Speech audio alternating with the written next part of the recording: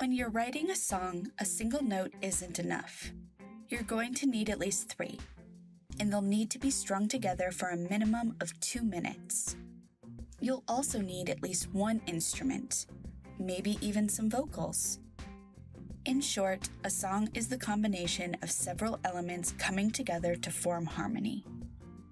The same is true for an option contract. A properly balanced option investment has a melodious ring to it.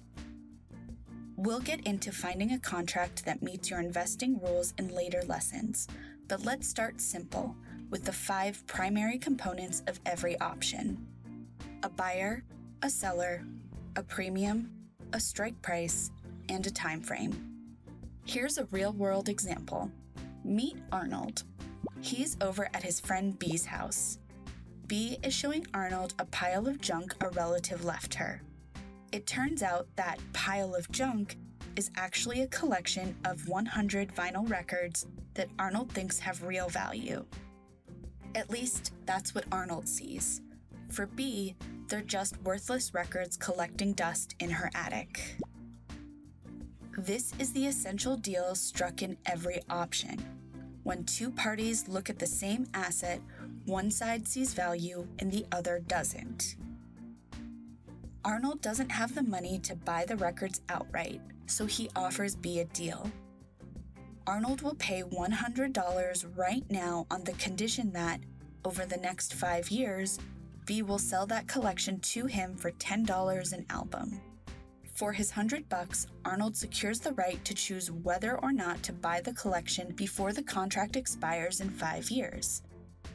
At that time, if he determines the collection isn't worth $10 a record, Arnold can walk away having lost only his initial investment.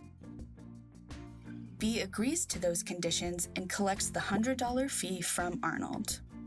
On expiration day, one of 2 scenarios can play out. In the first, Arnold realizes the records aren't worth $10 apiece and doesn't buy B's collection.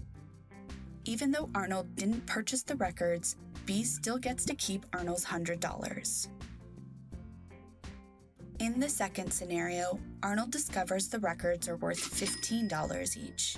He buys the collection and pays B $10 for each of the 100 records, or a total of $1,000.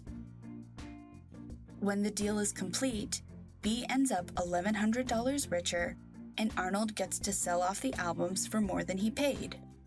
Simple, right? That's a basic example of options investing. Every option contract needs a buyer to pay a premium, a seller to collect it, a negotiated strike price for the individual assets, and an established time frame for the life of the contract. In the next track, we'll start breaking down the critical role each of these parts play in options investing.